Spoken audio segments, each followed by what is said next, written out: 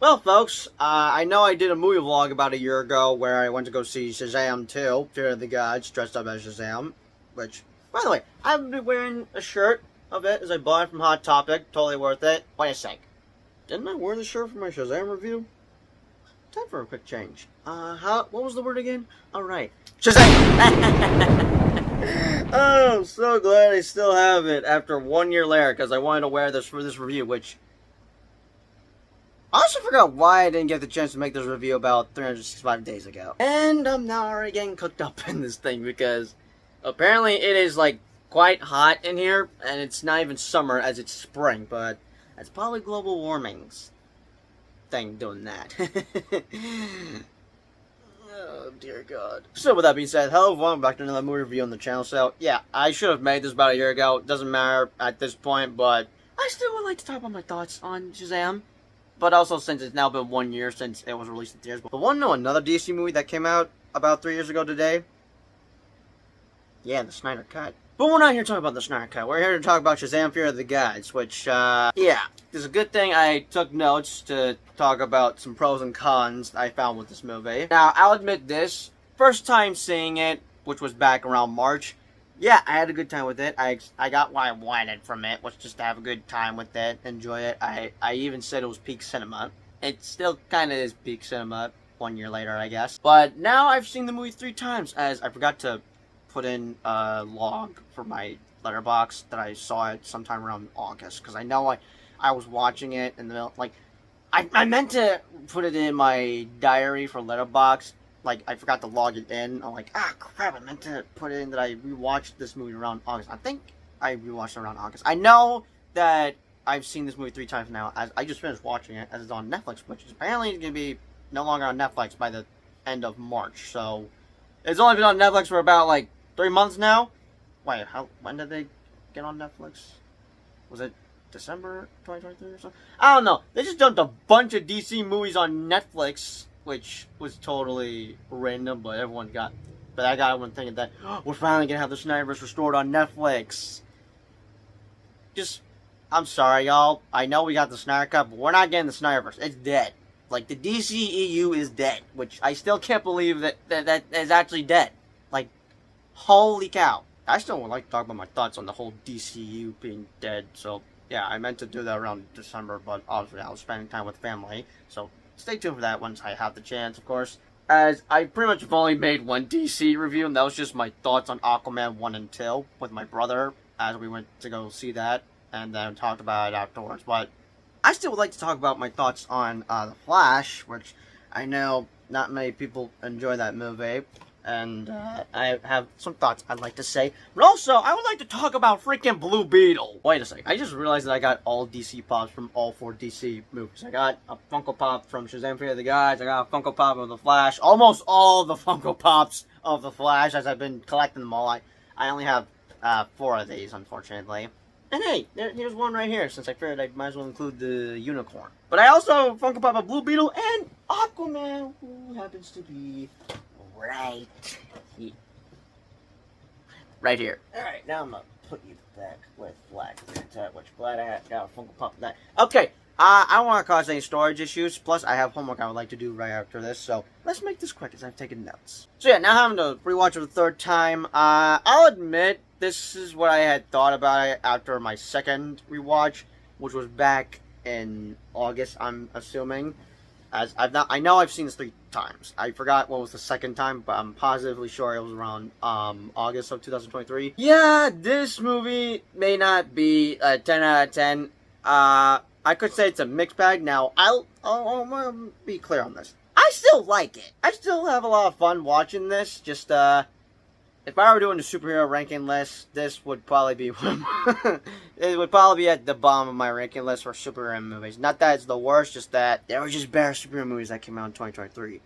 And I'm talking about you, Guardians of the Galaxy Volume 3, but also Across the Spider-Verse. Anyways, I'm now going to go off with what I've written here, and not all of it's in complete order, so I'm only just going to read off the pros. So let's start off with the pros I have for Shazam! Fear of the Gods. Actually, before I even start with the pros, let's just acknowledge some background facts about this movie, because if I remember correctly, apparently this movie was supposed to release after The Flash, but of course that there's release date changes that kind of screwed up with the whole DCEU timeline. But no, basically that would be the reason why they have new suits in the movie, because this would have been taking place after The Flash, because apparently The Flash was supposed to reset the entire DC timeline, which I have a hard time trying to believe that after seeing The Flash, but you'll know my thoughts once I make a review of that in June! Yes, I'm gonna wait until June. But yeah, for this to be taking place after The Flash, it would explain why they have new suits, which, speaking about the new suits, I will say this. As much as I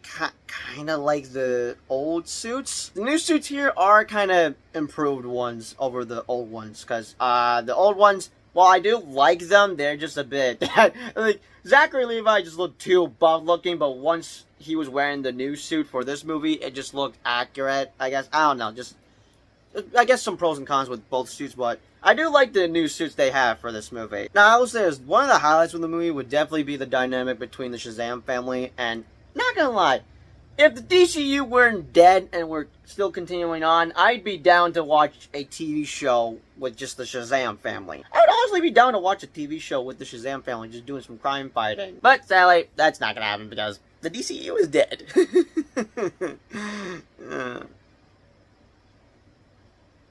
I still can't believe it's actually dead. Another thought I want to say about the movie. I did find it odd that they had recast the actress that plays Shazam, Mary, in here. And they just used the same one that is also Mary in here. But hey, I ain't complaining.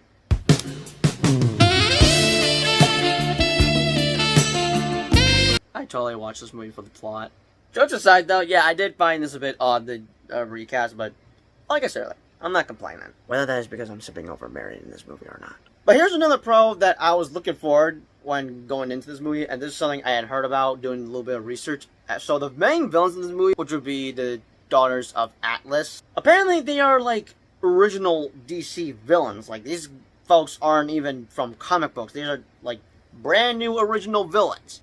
And I kind of like how they would bring in original new villains, similar with what the Monsterverse is doing with Skarking, as he's an original new villain. But I will say this, as much as I did like the actresses in here playing the Daughters of Atlas, they are also a con as well. The villains in here are both a pro and a con in here. Pro for, I like the idea for bringing in original villains. A con would be for how they're kind of executing this movie, because they aren't totally clear about what they want to do in this movie. In other words, the sisters fight over about what is best for, like, both their world and the human world. One wants to, I guess, bring peace and balance between both human and monster world, while the other one does want to get revenge for their father's death, because the wizard stole their father's powers or something. So, yeah, she basically wants to get revenge, while the third sister, no, yeah, she's basically just the evil one in the trio. You know, she's straight up kind of evil, pretty much. But yeah, just I guess they weren't executed well. I mean, I still like them, just wasn't executed well, I guess. All right, back to the pros. So another thing I did like about this movie was the dragon in here. I really dig the dragon design in here, which apparently the dragon is just made out of wood. That's interesting to know. But also, I did like seeing some scenes that involved the dragon, like just, I don't know, dragons are cool. Also, it was nice that Shazam referenced Game of Thrones with Khaleesi. I swear. Khaleesi! That's what Emily Clark is playing on Game of Thrones, which I still need to catch up watching. I'm still in season 3. But I did notice a lot of references, but also Easter eggs. Like, I could have sworn I saw a helmet that was from Fallout or a video game or something. I don't know. I noticed some Easter eggs, especially with a freaking Annabelle doll that has appeared in the DCEU at least 3 times as far as I know. I don't know if she popped up in Aquaman and Lost Kingdom, since both directors of Aquaman and Shazam have directed Annabelle, so it would make sense for them just to cameo the freaking creepy doll in their movies. But I will say, I did have a few good chuckles here and there, as this movie is funny at times. Okay, for the next thoughts I'm about to say, they're both pros and cons, similar with what I mentioned about the villains in this movie, as they're both a pro and a con here. So, yeah, let's talk about the pro/cons here. So, as I've sort of said earlier, this movie is a bit of a mixed bag. Now, I still like it, just I'm back and forth if I prefer the first one or the second one. But part of me feels like that this is sort of a bit of a step down compared to the first movie. I mean, there's a lot to love, but also not love with Shazam! Fury of the Gods. And it's probably because of superhero fatigue, which is sadly a thing in today's age with superhero movies, as they're slowly dying out. Now, I don't fully understand what the superhero fatigue is, but yeah, I think there's a little bit of that in here. Now, I will say this, there are some tropes in here that I've seen countless of times from other superhero movies, as they've been there, done that. Now, I am letting some slide, but there's some that I was like, okay, yeah, nah, I don't know if I'll let that slide. There's a scene where, I probably should have put a spoiler warning. Then again, it's been a year, and everyone probably didn't enjoy this as much as I did, which you'll know what my official rating will be by the end of this review. But yeah, there's a scene where Billy, quote-unquote, dies.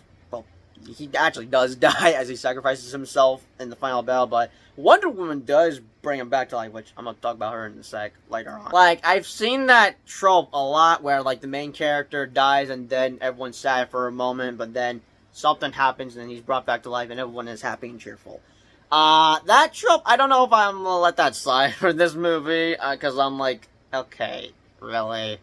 Okay, yeah. I know they're gonna bring him back, okay, yeah. And another thing, there's so many moments in this movie where they have the characters try to hype up Billy as he's like, I don't know if I can do this, and they'd be like, you can do this and all that, like, that was starting to annoy me a bit sometimes, as that's another trope I've seen throughout, not just, I guess, superhero movies, but also other movies. But yeah, that's just two I can think of that I can't let slide. The other tropes, I'm letting them slide, because I do happen to be a sucker when City is being, like, destroyed by anything involving aliens or monsters. For example, the final battle in New York City from the Avengers. Like, I don't know why, I just like seeing cities be in total destruction, but, like, there's heroes fighting. Like, I don't know, I just have a thing with that. Same can go with Man of Steel. Like, that has a lot of city destruction in it. I mean, I know it's not great how everyone is kind of getting killed off during the whole battle sequence or something. I don't know. I just find it cool when superheroes just fight in cities that are in destruction from anything. It's like, that's just a thing for us. I just happen to be a sucker for city destructions. Depending what it is, of course. Now, if it involves monsters like Godzilla and Kong fighting in cities, yeah, I guess that goes for how I feel with superheroes fighting in destruction cities or something, if you get what I mean. Also, I honestly kind of wish we had a lot more Billy in this movie, but for like 75% of the movie, he just was in his superhero form. 25%, or less than 25%, he just was him as his normal self as a teenager. He was in his superhero form a lot in this movie, and I kind of wish we had a lot more of not only just him, but some of these kids just be in their kid form, but they're in their superhero forms most of it in the movie. I don't know, I'm just mixed about it, but mainly with Billy just being in the superhero form a lot more in this movie. Also, I still can't believe that WB ruined Wonder Woman's cameo in this movie before it was released, and the only reason they even did that was so they could boost up tickets, which obviously that backfired because this movie still bombed, unfortunately. As I did make a video talking about how this movie was doomed for a couple of reasons, especially when James Gunn had announced a total freaking reboot of the DC universe. As Tony Stark once said, not a great plan. Hey, I'll say, it was cool seeing her pop up for a short cameo in this movie, especially to bring back Billy back from the dead. Also, I did find it funny that Billy was for some reason simping over Wonder Woman. No, he's a total simp for Wonder Woman in here, as he has a dream of just going on a date with her, and then it gets interrupted when the wizard, like, no, God, that scene is a bit funny, where the wizard's face is on Wonder Woman, which can be a bit disturbing. Oh, man, there's a few good, funny moments here and there, but still, it was nice seeing her pop up for a short cameo. Alright, now for the cons. Why the hell did they have to kill off the janitor dude that was in Peacemaker? Which, by the way, I was surprised that we even saw a Peacemaker character pop up in this movie. And not gonna lie, I was honestly upset he was just killed off. Sure, he's a random side character or whatever. Like, I don't care. I still felt bad. So yeah, that pissed me off a bit, but sadly, Season 1's not even going to be canon to the DCU, except Season 2 will be, so I'm a little conflicted about that, James Gunn. But yeah, we do see James Gunn's characters in this movie, well, mainly in the post-credit scenes, which Oh man, here are like some Now here are the major disappointing parts for me about Shazam: Fear of the Gods. So let's talk about the post-credit scenes. One, we do see Hardcore and okay, I cannot remember his name other than Diebeer, which Peacemaker kept calling him that throughout the Peacemaker show. I know that's a bit of a rude nickname, but I'm sorry, that's just the only name I can think of. And I still got to cover a review for Season 1. Good God, I got so many reviews I have to catch up. Oh, it's not even funny. So, back to topic. We do see both Hardcore and Diebeer, again, I'm sorry, recruiting Billy Batson to be part of the Justice Society, who we thought was going to be part of the Justice League, but no, he's just joined the Justice Society. But sadly, this was just a pointless post-credit scene because, one, the DCU is dead, and second, we're not going to get a third Shazam movie. Like, it's just going nowhere. But I will say, I did find it funny how Billy Batson mentioned the word Avenger when he was bringing up about a criticism he had with how there's just two separate groups that have the same justice in their names. As for the second post-credit scene, they basically repeat the same post-credit scene from the first movie, where Dr. Savannah is in prison having a conversation with a freaking caterpillar that is apparently an evil villain scientist. I don't know. I don't know much about the DC lore with Shazam, but just like, I'm a bit annoyed they just repeat basically the same thing from the first movie, which we're not even going to see these two team up for the third movie, as they're pretty much going to be villains for the third movie, which we're not going to get a third movie, which is unfortunate.